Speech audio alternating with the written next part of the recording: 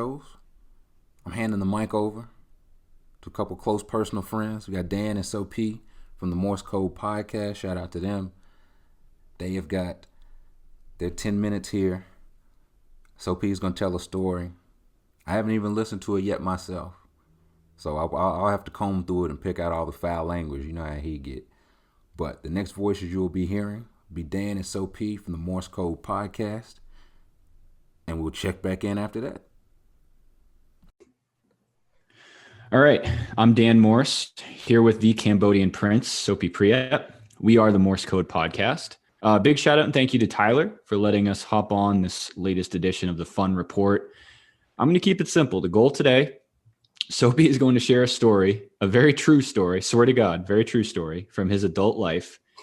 And I'm simply asking the close personal friends here to simply listen, maybe provide some feedback, and most importantly, make sure this doesn't happen to anyone else, including Soapy, ever again.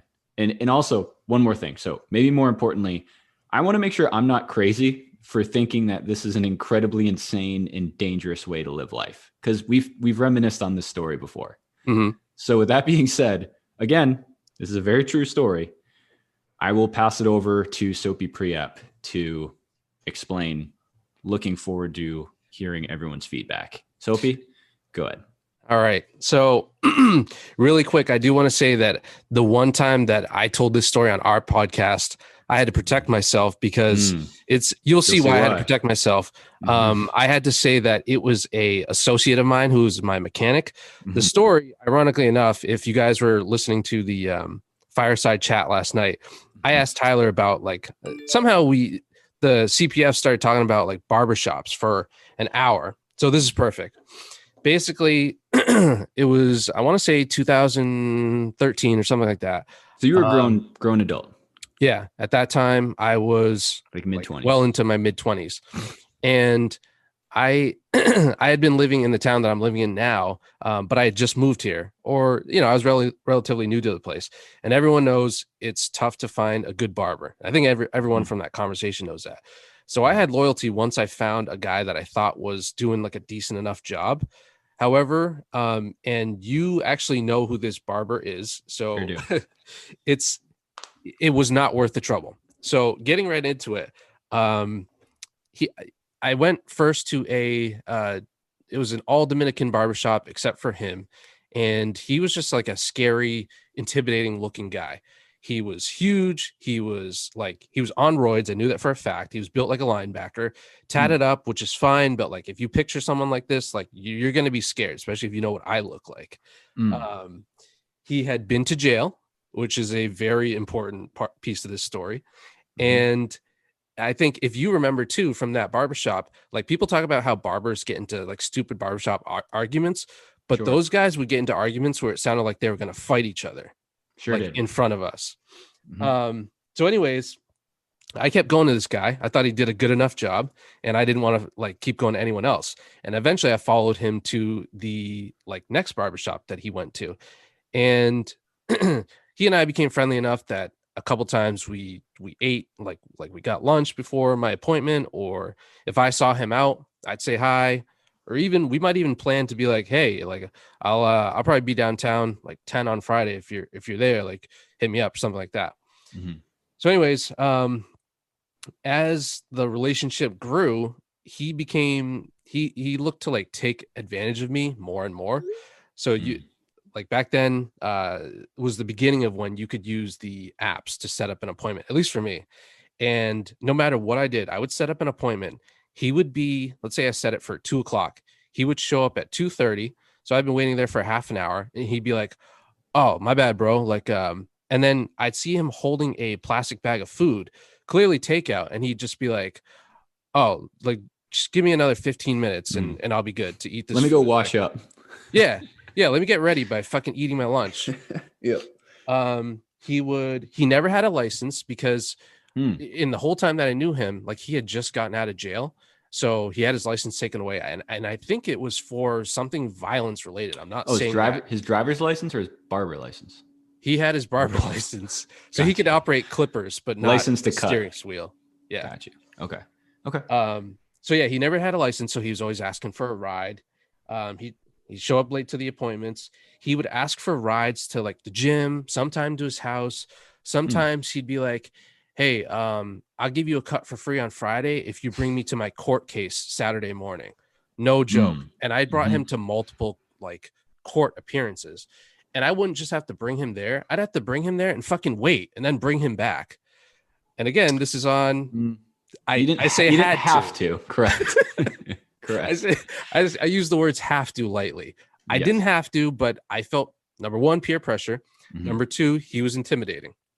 Guy was huge. He was probably like 6'2", 250. And also he's the type of guy that like every time I hop on Instagram when I was still friends with him, it would just be him posting workout pictures and looking increasingly bigger and scarier. Terrifying. Sure. So there was a specific time where like when I really knew that he was sketchy was he asked me for a ride after the cut. And so like the shop closed at 6, the cut was at 5:30. And he used to do this all the time. He'd be like, yo, you want to just like give me a ride home after? Just wait for me to clean up the shop and then we'll head out. As if that was like a favor to me. Like all I have to do first is clean up the shop, sweep up your hair. He made you clean it? No. Oh, all right. But he made me like sit there and wait. And okay. But you didn't pay for your haircut. No, I didn't pay for my haircut in money. I had to give him that ride. And so right before this very sketchy time ended, someone came into the shop with a big duffel bag. And I found out later. So he's like, I have to bring that home. So wait here. Let me finish cleaning up. And then I do need a ride to the gym, but let me me bring this duffel bag to my house first. So I'm like, all right, so 2 rides. I got to make a stop real quick. So okay. All right. I found out that the duffel bag, which was definitely full because from the way that he was lifting it, it looked heavy as fuck. Yeah. And it was just full of steroids. And I wasn't surprised, but I was like, damn. Like, God damn. It's a lot of steroids. I think I heard during the conversation while I was getting my haircut that I want to say it was like $1,000 worth of steroids, which I know I've never done steroids, contrary to popular belief. So I don't know if that's a lot. I have no idea. Couldn't tell you. Yeah, I just wanted to verify. But yeah, anyways, so I was like, all right, after this, I'm done. Gotcha. So I started blowing him off more and more. Eventually, he asked me one time, he's like, he calls me and I'm like, oh, fucking Christ. Like every time this guy calls me, it's bad news. It's like a debt collector. And so I pick up the phone and his favor this time, he's like, yo, I'm going to give you, I need a favor, but like to pay you, I will give you like 10 to 12 free haircuts. And I'm like, what the fuck could this be? And it was, he needed money to pay off his cell phone bill. And the sob story that he gave me, and he sounds like a panhandler anytime that he gets into these stories. He was like, I needed to pay off my cell phone bill because if I don't pay off my bill, then I can't renew my barber certificate. And if I can't do that, then obviously I don't have means to make money. So here I am, like again, hook, line, sinker. Yeah, the worst of like if you need something, come to me apparently, because I just say yes. Yeah. So I said yes, and he's like, all right, it's $170, but I need it ASAP. And it cannot be cash or check or whatever. I'm like, all right, so like, how do you want this? Yeah. And this is way before Venmo and everything too. This was way before Venmo. Yep. And this is on a Sunday night. So his alibi was that he couldn't go to a store or whatever. Yep. So he goes, just send me your debit card information and I'll pay it online. And I should have said, well, if you're going to like demand that, then let me go online and pay it for you. Instead, I sent him a picture, the front and the back of my debit card, the fucking security code, all that shit. I sent that to him and he paid his bill and he's like, yeah, you're going to get the next 10 to 12 haircuts for free. First of all, if you think about that, that would take like over a year for someone to pay that debt back. Because unless you're going to the barber shop, like, who goes to the barber shop like 12 times that often? Yeah. It's about 10 cuts. 20 cuts rather. No, 10 cuts. 10 times like 20. Yeah. So then big debt. I looked later, at my bank statement, and he had said $170. It turned out to be a little more. It was like $200, which the $30 isn't the big difference. It's just like, dude, what the fuck were you using this for? And why wouldn't you just tell me the truth? The story gets worse because after that, I didn't even like, I think I may have told you that he paid his debt back to me in haircuts. Mhm. I Mhm. lied. He didn't. I just felt like an Mm. idiot if I said that, if I told you the truth. He Oh never my did God. because I stopped like going to him. I never like fully got paid out on it. The mistake that I made was the second mistake I made. Many But he got- mistakes were made. Let's be clear. The But go second ahead. mistake I made was that he got me again. Mm. He got me again with like a very similar story, and it was over text message. It was a lesser amount, but I think to get him off my back, I said, like, all right, this is, and I want to say that I said, this is the last time that I'm going to do this favor for you. And then pretty much from there, maybe I got one or two more cuts, but I was just like, I can't do this. I don't care if like the next guy gives me a bowl cut, like Yep. nothing could be worse than this, because I'm glossing over the fact that like he's a professional, so he shouldn't be asking a customer for money, No, I much would less agree. any favors. Much less a picture of the front and back of your debit card. So yeah, so that's a hell of a story, and I'm still flabbergasted hearing that. So again, we're calling on you guys. We're calling on the close personal friends. This has to stop. Let them know that's no way to live your life. And I'm curious about what you guys think about this story in general. So Would you that's ever it. do this? Is that rhetorical, or you're asking me personally? I'm asking you personally. I would not. So that's it. So again, thank you, Tyler, and can't wait to see what you guys think about this. Thanks, guys. Oh boy, that was something. That was something. I got a couple thoughts.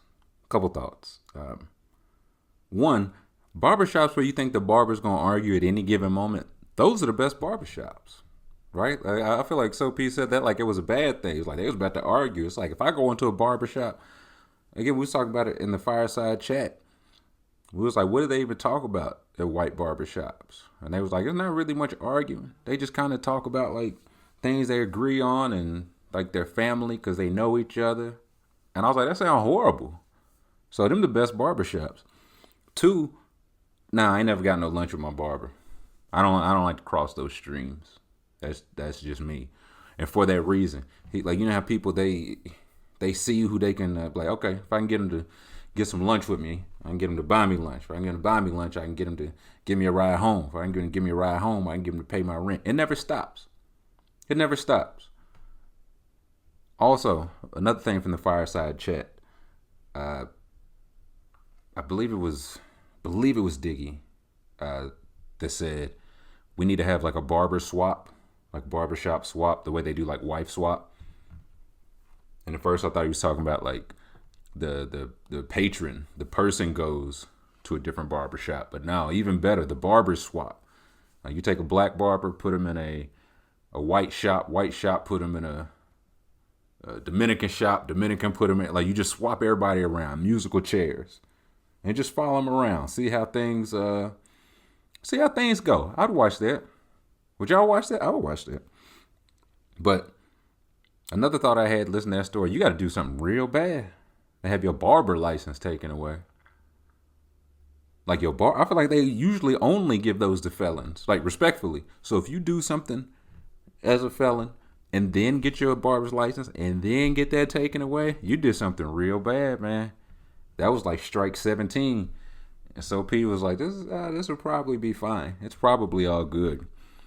And from the sound of it, like you taking him to and from court, you making sure he eat, carrying around his steroids, like you was his parole officer. That's what I'm hearing. He was checking in with you like a parole officer. Like, you know, if you're not drinking it, you know you gotta have you piss in this cup. Like, let's not do this. Let's go, you go piss in the cup, we'll go to Subway after this. Like a free haircut, not enough. You needed like a salary and some benefits. Because that was more than a barber customer relationship. And see, don't let, like, a lot of people use like size and muscles and steroids and, you know what I'm saying, all that to intimidate you. I mean, you just got to evaluate the situation, right? Like, he's big, but he also on parole, right? So you got two options. If he whoop you, he whoop your ass a little bit, he ain't going back to prison for you. You know what I'm saying? Or if he is willing to whoop your ass and go back to prison for it, he's out of your hair. You know what I'm saying? It felt like a real win-win for you. I don't know how strong your chin is, but just something to keep in mind. Something to keep in mind. And the last thing I had was, listen, like the $170, $200 thing. He said he'd give you free cuts. No, I'm in there weekly. If you owe me that, I'm in there. It ain't gonna be no. I normally go once a month or whatever. Nah, I'm in there every Friday. I need an appointment, and if I walk in there and somebody in the chair, they got to get up.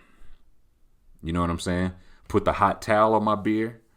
Put that razor on me. You know what I'm saying? Spray me with the alcohol that don't really burn that much. We're going to talk about the things I want to talk about. We're going to listen to the songs I want to hear. You know what I'm saying? You could have been in control of that. But Soap fumbled. So don't fumble like Soap. And now we will jump back to some questions. Our first one.